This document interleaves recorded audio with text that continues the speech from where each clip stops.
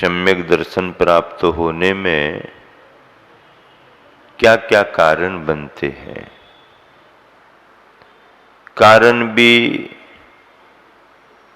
चारों गतियों के अलग अलग हैं। कुछ कारण सभी गतियों में है, कुछ कारणों में भिन्नता भी है। देव गति में अगर सम्यक दर्शन के कारणों की चर्चा करें तो वहां पर धर्म श्रवण तो है ही। क्यों? क्योंकि धर्म का उपदेश भी वहां पर होता रहता है। नरक गति में भी धर्म श्रवण है, नरक गति में भी धर्म का उपदेश हो जाता है, लेकिन नियोगी देव के द्वारा नियोगी जीव को धर्म का श्रवण करा करके देव की वापसी हो जाती है। नरक में धर्म श्रवण होता है, नारकी जीव सुनते हैं धर्म की बात। इसका मतलब ऐसा नहीं मान के चले अपन कि सूचना हो गई सभी को, सब अपने अपने काम वगैरह छोड़ करके आ जाओ, लड़ाई झगड़ा बंद कर दो, बैठो सभा करेंगे, ऐसी व्यवस्था नहीं है। वो तो जिस देव का जो नियोगी जीव है वह देव वहां जाकर के उस जीव को संबोधित करेगा, धर्म की बात बताएगा। उसी के श्रवण में सुनते सुनते उसको सम्यक दर्शन का परिणाम हो गया। ये भी तीसरे नरक तक की बात बनती है। स्वर्गों में धर्म श्रवण भी एक कारण है। और धर्म श्रवण की व्यवस्था कैसे बनती वहां पर? वहां पर इंद्रादिगण अपनी सभा में धर्म की चर्चा करते हैं।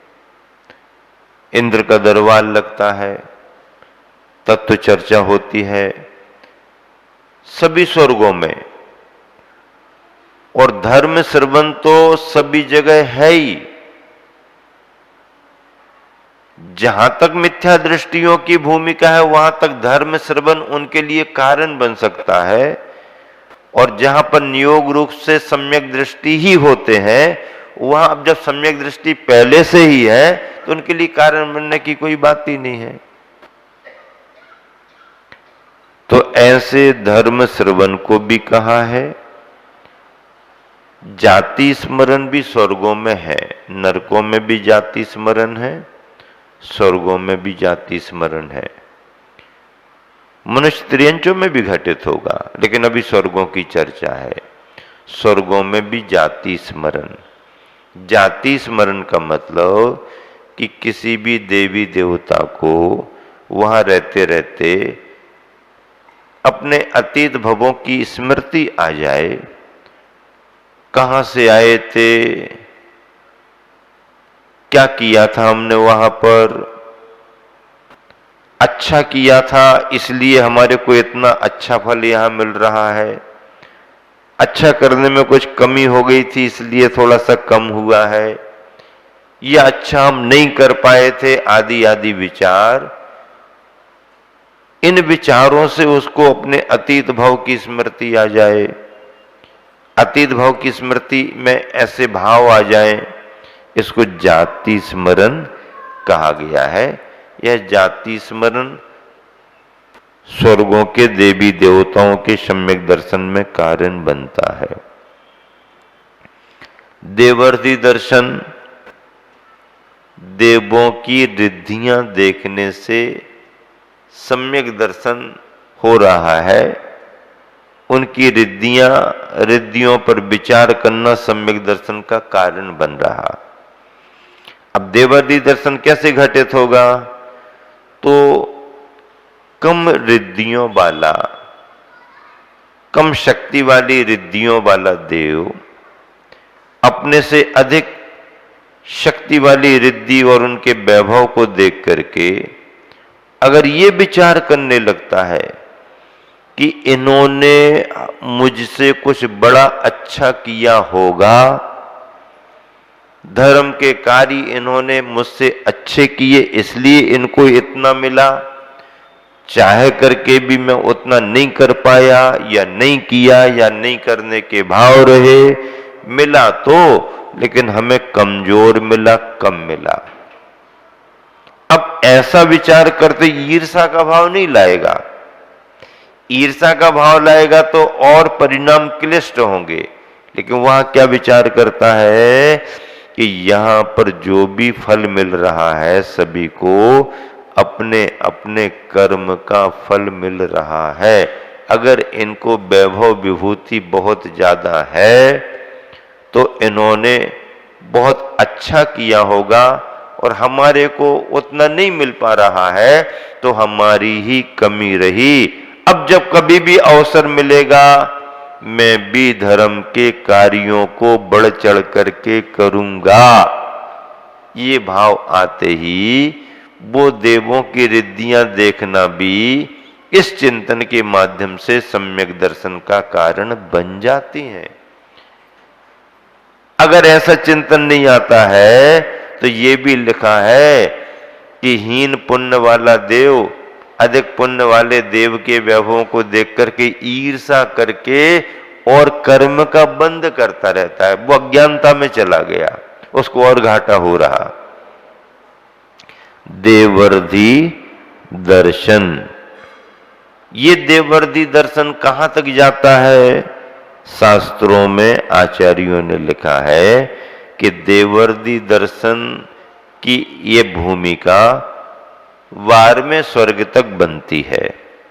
स्वर्ग 16 हैं, 16 स्वर्ग हैं, फिर उसके बाद में ग्रह भी आ जाते हैं 9, फिर 9 अनुदिश आ जाते हैं, फिर 5 अनुत्तर आते हैं।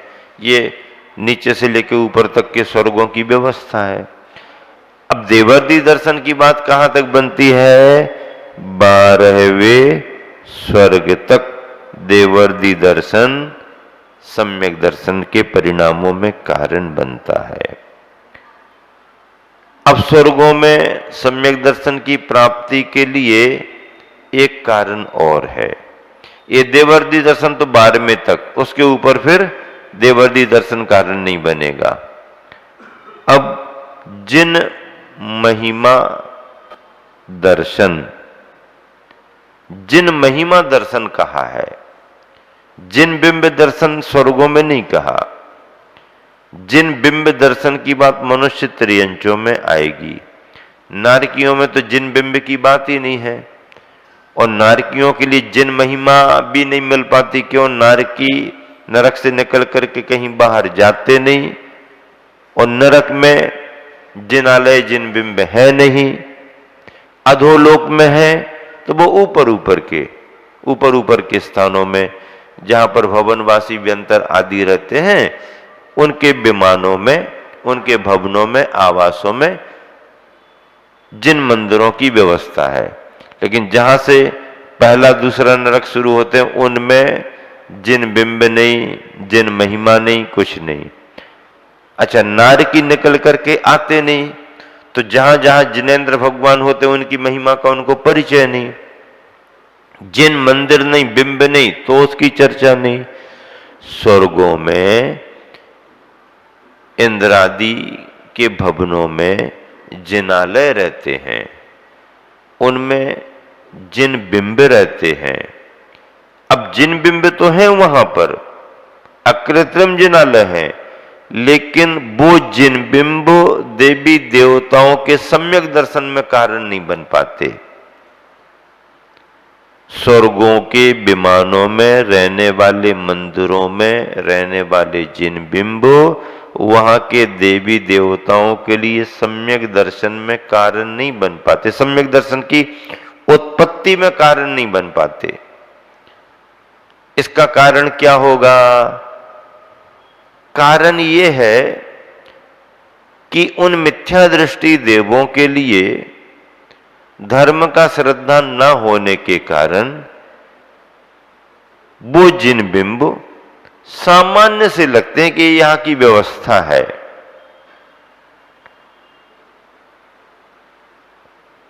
तिलोय पन्नति में लिखा है कि स्वर्ग में कोई भी जन्म ले,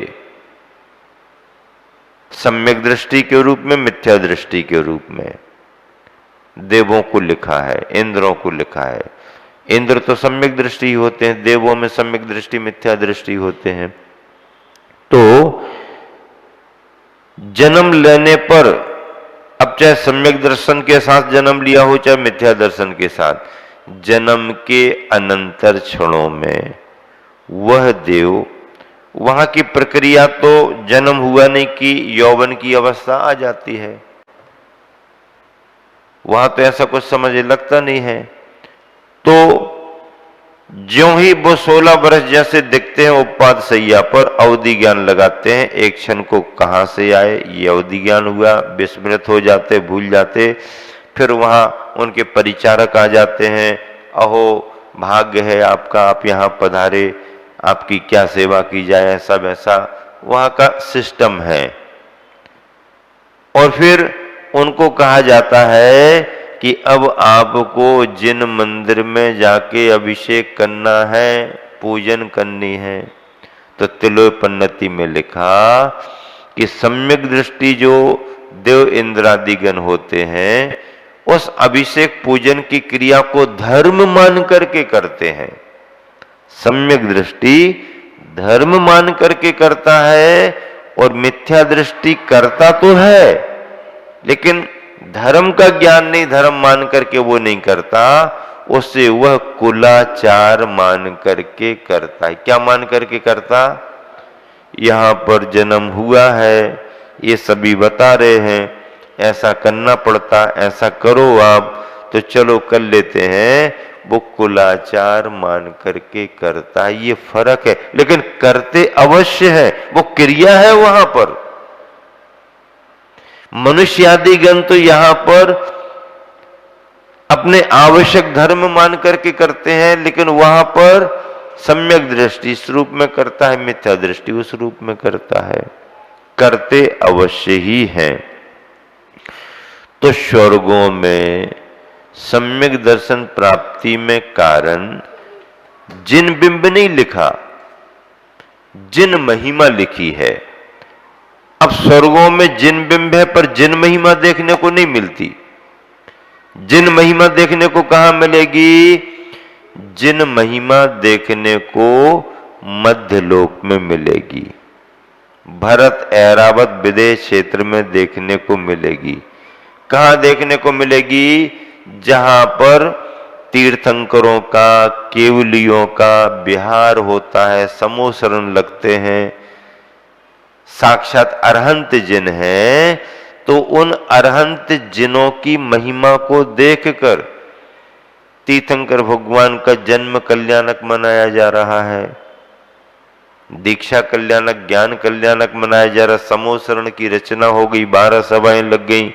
अब इंद्र जब आता है तो इंद्र अकेले थोड़ी आता, इंद्र अपने साथ में संपूर्ण स्वर्ग के परिवारों को लेकर के आता है, सभी को आदेश जारी करता है, चलो कल्याणक में सम्मिलित होना है, श्रद्धा हो या ना हो, सम्यक दृष्टि हो या मिथ्या दृष्टि, तुम जानो, तुम्हारा काम जाने। आदेश जारी हो गया और वह सभी कल्याणकों में सम्मिलित होते हैं।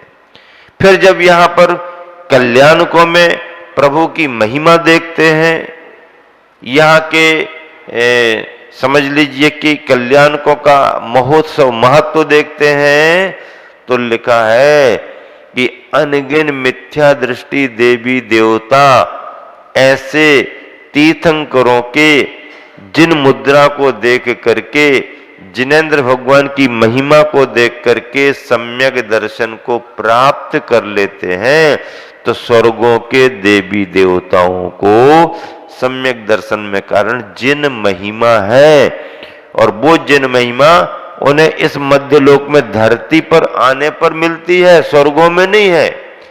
जबकि मंदिर है, प्रतिमा है, जिन बिंब है, बीतरागी है, लेकिन जिन बिंब है, जिन बिंबों की महिमा गाने वाले, बतलाने वाले, वहां पर महोत्सव नहीं है। वो महोत्सव यहां देखने को मिलते, तो जिन महिमा दर्शन देवी देवताओं के सम्यक दर्शन में कारण बनता है। तो स्वर्गों में कितने कारण हो गए?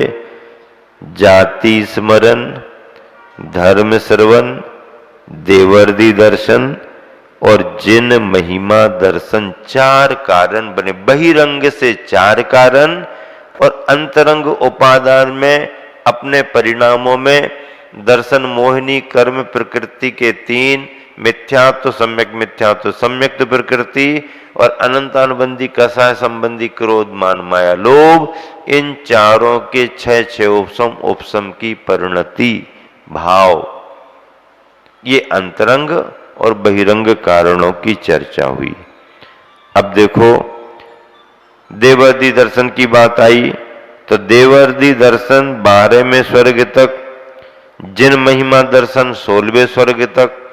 क्यों 16वें स्वर्ग तक जिन महिमा? क्योंकि 16 स्वर्ग तक के देवी देवता इंद्रानियां ही मध्यलोक आते हैं। 16वें स्वर्ग से ऊपर ग्रैविक अनुदिश अनुत्तरों के इंद्रादिगण कोई भी किसी भी कल्याणक में नहीं आते।